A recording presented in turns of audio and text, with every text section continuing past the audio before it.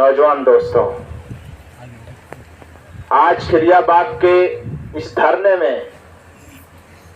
शहीद आजम भगत सिंह सुखदेव राजगुरु का शहादत दिवस मनाया जा रहा है। शहादत दिवस पूरे देश में मनाया जा रहा है, पड़ोसी देशों में भी मनाया जा रहा है, लेकिन सबके अपने अपने मनाने के अलग अलग तरीके हैं। सरकार और उससे जुड़े हुए लोग,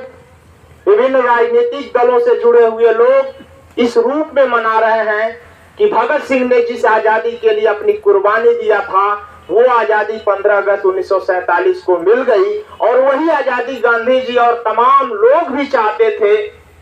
और वो मिल गई। अब ये सारी चीजें हल हो गई हैं, अब कोई चीज दिक्कत नहीं है। इसलिए वो एक वीर थे, बहादुर थे, उनको याद करिए। बस इतना कह करके एक शहादत दिवस मनाया जा रहा है।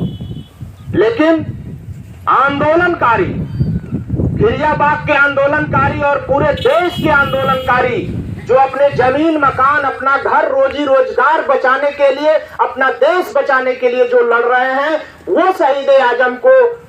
उनके विचारों से याद कर रहे हैं कि वह किस तरीके की आजादी चाहते थे, वह कैसा देश और समाज चाहते थे, उसको याद कर रहे हैं, उस पर विचार कर रहे हैं। और आज आपके आंदोलन के बीच भी इस पर बात होगी और होनी चाहिए कि वह शहीद आजम भगत सिंह जो आजादी चाहते थे वही मिली है, वैसा ही देश है, वो जो चाहते थे वो आपको मिल गया है। अगर नहीं मिला है तो वह संघर्ष अधूरा है, उसकी विरासत कौन लेगा? उसकी विरासत हम आपको लेना पड़ेगा, तभी जमीन मकान बचाने जैसी लड़ाइयों का भी अंत होगा। अन्यथा वह भगत सिंह जब 1907 में पैदा होते हैं, उसके बाद उस देश की, इस समय देश की जो परिस्थिति थी, वह परिस्थिति ऐसी थी कि आजादी की लड़ाई लड़ने वाली कई धाराएं थी। एक वह धारा थी पहरेदारी करने वाली, वह कहती थी कि इस देश के जो पूंजीपति हैं, उनकी दलाली करने वाले लोग थे, वो चाहते थे इस देश की पहरेदारी इस देश के देसी पूंजीपतियों को मिल जाए, कारपोरेट घरानों को मिल जाए, और उनके प्रतिनिधियों को मिल जाए, उनकी पार्टियों को मिल जाए, उनके जनप्रतिनिधियों को मिल जाए, उनके नेताओं को मिल जाए, और वो चले जाए, उनकी कंपनियां न जाए। विदेशी कंपनी, जिस ईस्ट इंडिया कंपनी से यह देश गुलाम हुआ था, उनका मानना यह था कि ये चमड़ी चली जाए, ये शरीर लेके चले जाएं, लेकिन देश और दुनिया के साथ जो यहाँ के लुटेरे पूंजीपतियों का, जो टाटा, बिरला और बजाज जैसे लोग जो कभी उनके होलसेलर थे, वो बाद में उनकी कंपनियों के साझेदार बने और इन देश के तमाम शांति प्रिय नेताओं को गाड़ियां तक मुहैया कराते थे। उनकी डिमांड थी कि भैया पहरेदारी इस देश की हमको मिल जाए, और हम आपका जो मुनाफे का लूट खसोट का धंधा है उसको बढ़िया से आपके यहाँ तक पहुंचाएंगे, हमको इस देश की बागडोर दे दीजिए, और उसी को वो आजादी कहते थे। लेकिन भगत सिंह ने इस चीज का पर्दाफाश किया। वो बचपन से ही इन चीजों को देख रहे थे। वह देख रहे थे 1915 में जब करतार सिंह सराभा की फांसी हुई, तब वो 8 साल के थे। करतार सिंह सराभा की फांसी से इतने प्रभावित हुए कि उनकी एक फोटो अपनी जेब में रखते थे, और हमेशा अंत तक वो फोटो मिला। गदर पार्टी से जुड़े हुए करतार सिंह सराभा थे। उनके घर में उनके पिताजी के पास, उनके दादा के पास लाला हरदयाल और गदर पार्टी के लोग आते थे। वो बच्चे थे, उनकी बातचीत सुनते थे, उससे प्रभावित थे। उनको समझ में आने लगा था कि इस देश की आजादी के साथ कुछ धोखा हो रहा है। जब 1919 में जलियांवाला बाग का कांड हुआ, उस दौरान उनकी उम्र 12 साल थी। उस कांड की खबर जब उनके कानों में पहुंची, उन्होंने स्कूल जाना बंद कर दिया और जलियांवाला बाग गए, चुपके से वहां से खून से सनी हुई मिट्टी लाए और घर में रख करके उसके माथे पर तिलक लगाया उस मिट्टी का, और फूल माला चढ़ाए। वो भगत सिंह 1924 आते आते सचिन नाथ सान्याल के संपर्क में आते हैं और उत्तर प्रदेश में कानपुर आते हैं गणेश शंकर विद्यार्थी के पास, और वहीं से उनका दौर, वह तूफानी दौर शुरू होता है 1924 से लेकर के 1931 का 7 साल का दौर, जो पूरे भारत की राजनीति को परिभाषित करता है और बताता है इस देश के आजादी के नाम पर धोखा हो रहा है। और साफ साफ लिखते हैं कि लॉर्ड इरविन की जगह सर तेज बहादुर सप्रू अगर कुर्सी पर आ जाए, गवर्नर बन जाए, तो क्या फर्क पड़ेगा। वह भगत सिंह, चंद्रशेखर आजाद के नेतृत्व में जो हिंदुस्तान प्रजातंत्र संघ, ये चारों पार्टी बनी थी, उसका नाम 1928 में चेंज करवाते हैं। दिल्ली के फिरोजशाह कोटला मैदान में जब सम्मेलन होता है तो कहते हैं कि नहीं, इस डिमांड है, वह इस देश के मजदूर, किसानों और मेहनत कश तबकों की जिंदगी से जुड़ा हुआ सवाल है और यह आजादी समाजवादी क्रांति और समाजवादी समाज व्यवस्था के साथ जुड़ी हुई है। अगर यह समाजवादी व्यवस्था के साथ आजादी का आंदोलन नहीं जुड़ता है तो ये विदेशी पूंजीपति चले जाएंगे और देशी पूंजीपति सत्ता पर आ जाएंगे और उनकी दलाल पार्टियां, उनके लोग और ये पूंजीपति उसी तरह की लूट जारी रखेंगे जैसा आज विदेशी पूंजीपति कर रहे हैं। तो साफ साफ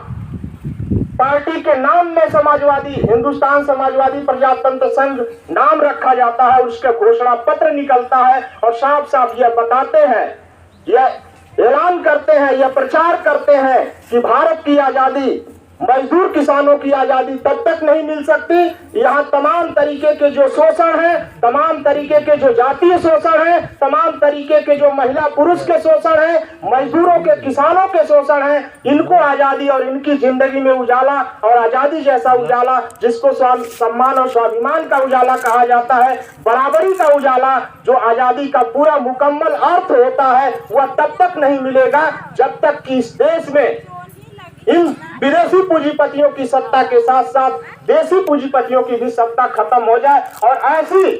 ऐसा समूह, ऐसी क्रांतिकारी पार्टी सत्ता में आए, ऐसे लोग सत्ता में आए जो इस देश में उत्पादन के साधनों, जो पैदावार, कल कारखाना, जमीन जायदाद के साधन जो है, इनके बराबरी के साथ इनका बंटवारा ना हो और हर हाथ में, हर मजदूर और किसान के हाथ में मालिकाने का हक न पहुंचे, जो समाजवादी समाज की स्थापना नहीं हो जाती है, ये आजादी के नाम पर एक ढोंग होगा और धोखा होगा। इस बात को भगत सिंह अपनी पार्टी के नेतृत्व में पूरी तरह साफ करते हैं, इसीलिए उनको शहीद आजम कहा गया। ऐसा नहीं है कि उन्होंने अद्भुत ऐसी शहादत दिया कि उससे शहीद आजम नाम पड़ जाए, उससे उनसे एक से एक बढ़ करके शहादत देने वाले इस देश में वीरों की, बलिदानियों की श्रृंखला लंबी कड़ी है। लेकिन उन्होंने क्रांतिकारी आंदोलन को परिभाषित किया कि हम किस तरीके की आजादी चाहते हैं। वह आजादी आज भी अधूरी है, इसलिए खिरियाबाग का आंदोलन जारी है। अगर वो आजादी होती तो खिरियाबाग में बैठ करके आंदोलन करने की जरूरत नहीं पड़ती। इसलिए भगत सिंह को हम अगर शहादत दिवस मना रहे हैं तो हमें भगत सिंह के विचारों को पढ़ने, जानने की और गांव-गांव तक, घर-घर में उनकी किताबों को पढ़ने, समझने की जरूरत है। अपने नौजवान बेटी बेटों को पढ़ाने की जरूरत है, तभी हमारी सच्ची श्रद्धांजलि होगी, तभी इस देश में आजादी का मकसद साफ साफ निकलेगा, तभी ये देश पढ़ने समझने की जरूरत है। अपने नौजवान बेटी बेटों को पढ़ाने की जरूरत है, तभी हमारी सच्ची श्रद्धांजलि होगी, तभी इस देश में आजादी का मकसद साफ साफ निकलेगा, तभी ये देश जो है भगत सिंह के सपनों का भारत बनेगा, जिसमें आदमी द्वारा आदमी का शोषण नहीं होगा, जिसमें राष्ट्र द्वारा राष्ट्र का शोषण नहीं होगा। जो भगत सिंह और उनकी पार्टी का सपना था वो साकार होगा। और इसलिए मैं आप सबसे अपील करता हूं कि हम इस शहादत दिवस के साथ एक संदेश लेकर के अपने अपने घरों में जाए कि हर घर में भगत सिंह, हर घर में दुर्गा भाभी, हर घर में सुशीला दीदी के रूप में हम अपने बेटी बेटों को खड़े करेंगे और नौजवान दोस्तों को खड़े करेंगे। हर घर में भगत सिंह का माहौल पैदा होगा, वह बंदूक पिस्तौल चलाने के लिए नहीं, जैसी कि उनकी छवि पेश की जाती है। क्रांति की तलवार विचारों की शान पर तेज होती है। उन्होंने विद्यार्थियों के नाम संदेश में कहा कि मैं विद्यार्थियों को बम और पिस्तौल चलाने की